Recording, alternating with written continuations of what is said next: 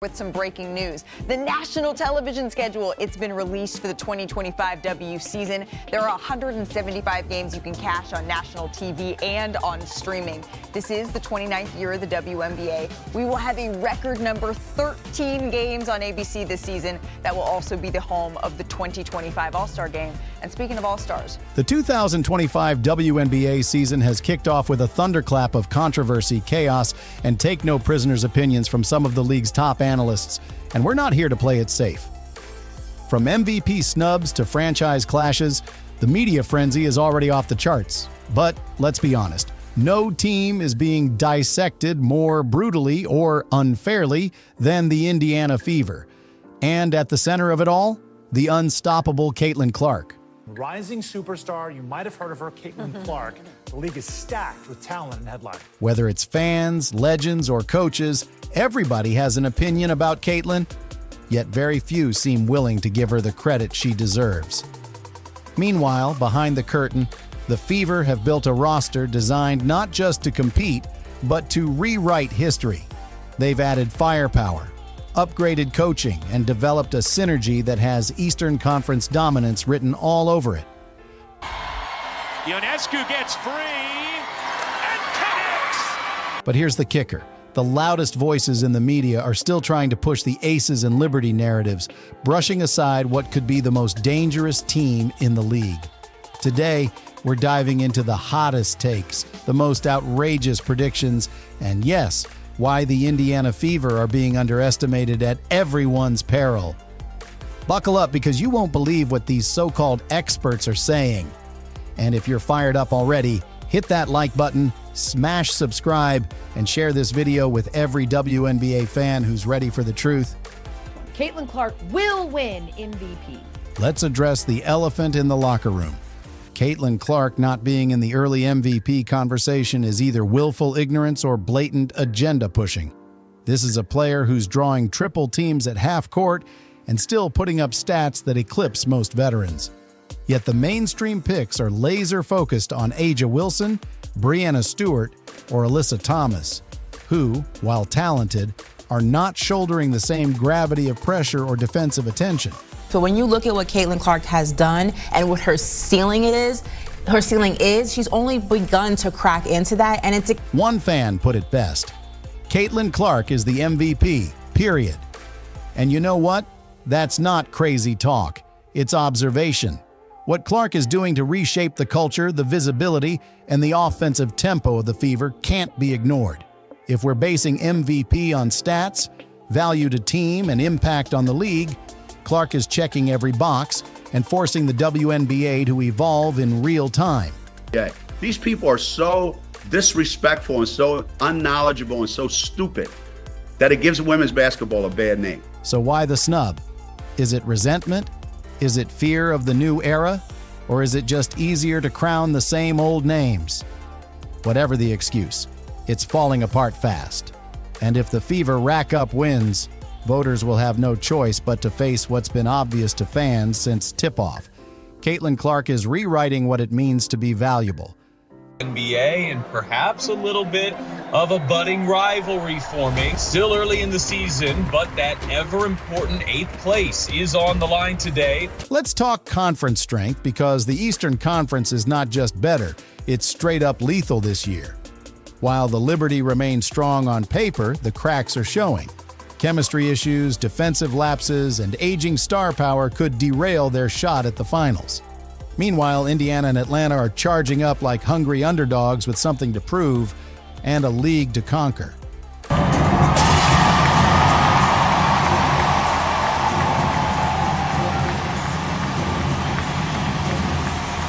Fans aren't buying the Liberty hype either. One said it clearly. I don't see New York repeating. Either Indiana or Atlanta is coming out of the East. And based on preseason fire and roster upgrades, the Fever are the more complete, more dangerous squad. They've got Clark running the engine, Aaliyah Boston controlling the paint, and shooters stretching the floor. This isn't last year's Fever. What up, y'all? This your boy Ace here. And welcome to Ace's Angels, y'all. I had to make this video, man. I definitely wanted to get my 2 cents in about this. So the scary part? They're still getting better. From spacing to defensive cohesion, this team is figuring it out faster than expected. If the Liberty blink, they're toast. And don't forget, Indiana already beat them with a weaker roster and coaching last year. Now, the Fever are hungry, and the East might just be theirs for the taking. I'm 100% sober this time. Not for long. And you raise your hand. For the last few seasons, the WNBA has revolved around super teams. The Aces, the Liberty, and the narrative that everyone else is just background noise. But this season, that fairy tale is cracking, and analysts are scrambling to adjust. Because if the Fever dismantle these so-called juggernauts, what happens to the league's golden marketing strategy? Well, we found it. The last month, I feel like we've gained a lot of ground. Already, the Aces have drama brewing. Questions about chemistry, locker room unity, and Becky Hammon's ability to rally her squad are mounting. One fan put it plainly, if Becky and Aja can turn the Aces' locker room around, they'll be the biggest threat. But that's a big if. That's not confidence, it's concern. Clark, step back, hits a three. Meanwhile, Indiana isn't worried about super teams. They're building something more dangerous, a young, fearless, and unified roster that's out for blood. If the Fever start knocking down Liberty and Aces one by one, the media won't just have to rewrite the MVP race, they'll have to admit the league belongs to the next generation.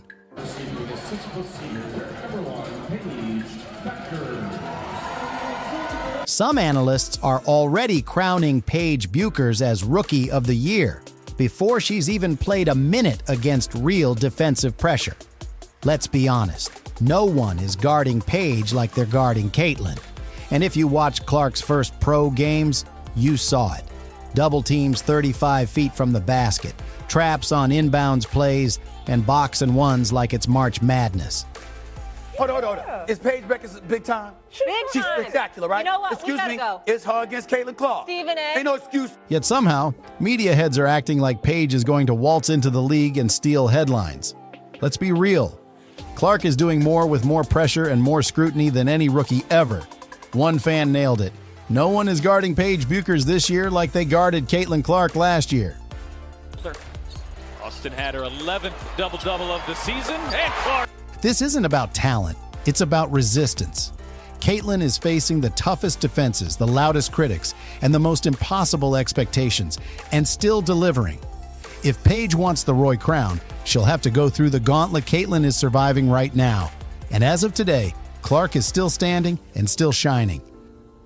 New Fever head coach Stephanie White returns to Indiana with one of the most legendary basketball resumes.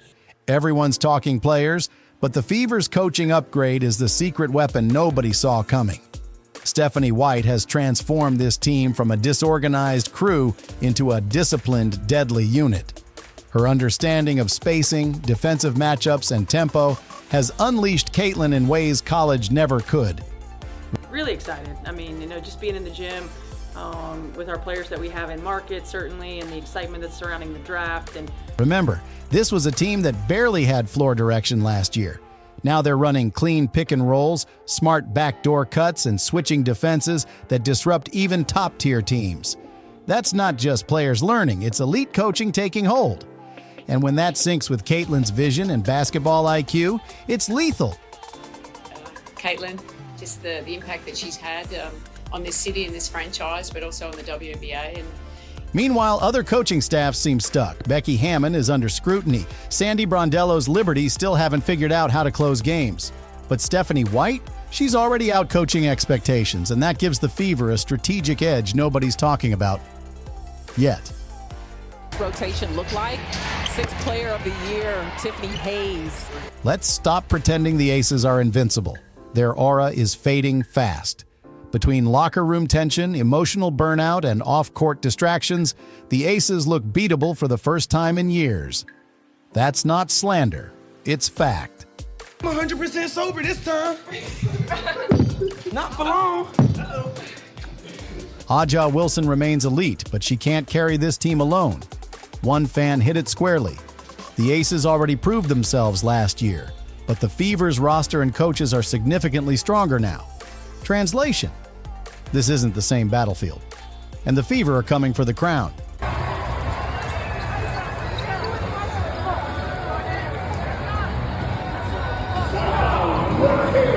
Indiana knows exactly who they couldn't beat last year, and they've built specifically to close that gap. The Aces might have the rings, but the Fever have the hunger. And in this league, that hunger is often what decides championships. Let's call out what's really happening.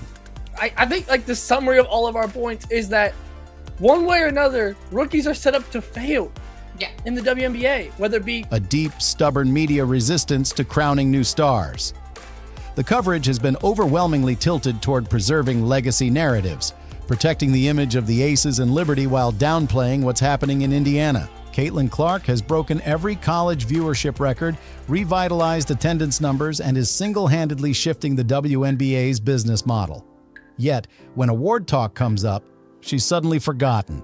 One fan said it best, "CBS must not be watching all the games." Thud.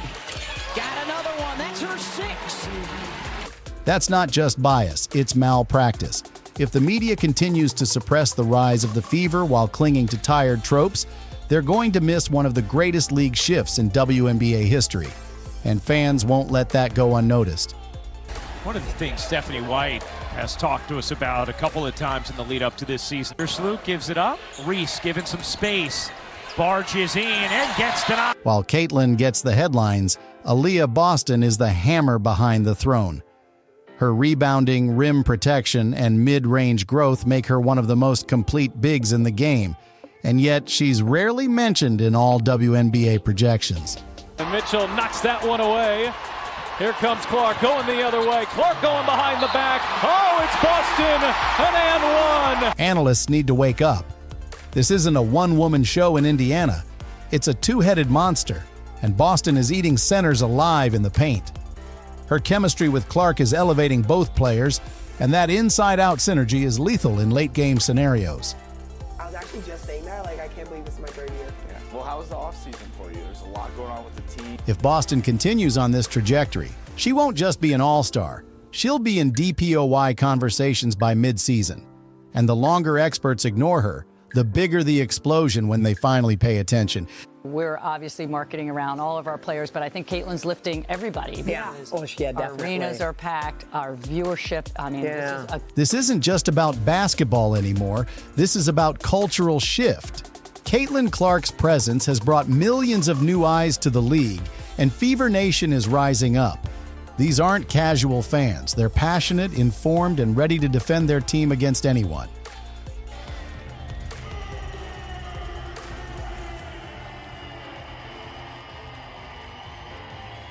From social media to arenas, the Fever are generating an electricity that legacy teams can't replicate. And the more the league tries to push back against this wave, the stronger the support becomes. This isn't a fluke, it's a movement. Ignore the fan base at your peril. Because if this storm keeps building, Indiana won't just win games, they'll redefine the league's identity. That from her, catching around that 15-foot area. Clark connects! The first logo bomb of the season from Caitlin Clark. Let's go rapid fire. Hot take.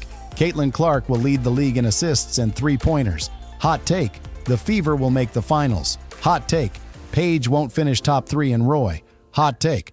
Ja won't win MVP because voters will finally acknowledge narrative fatigue. This is what you want, right? You want to be the one that is the hunted. You want to be the one that has the opportunity to impact. Hot take.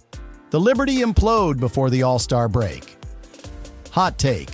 Atlanta Dream steals second seed in the East. Hot take.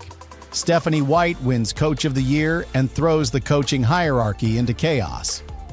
These aren't wild guesses. They're based on trends, energy, and performance. And if the season continues down this path, don't be surprised when the crazy predictions become reality. Scale. The Fever, they lead the league with 41 games here, followed by the Aces 33, the champion Liberty at 32. The 2025 WNBA season isn't just another year. It's a war for the future of the league. And at the center of that war are the Indiana Fever and Caitlin Clark, rewriting the script with every game. The media may resist it. The experts may scoff. But fans, they see it clearly. The future is now, and it's happening in Indiana.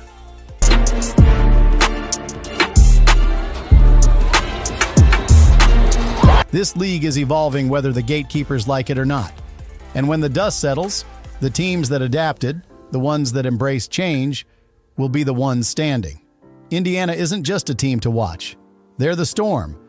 So if you believe in bold takes, if you're tired of the same old narratives, and if you're ready to ride the chaos all season long, don't just watch. Be part of it. Like, share, and subscribe to our channel, and let's blow the roof off the WNBA together. This ride's just getting started.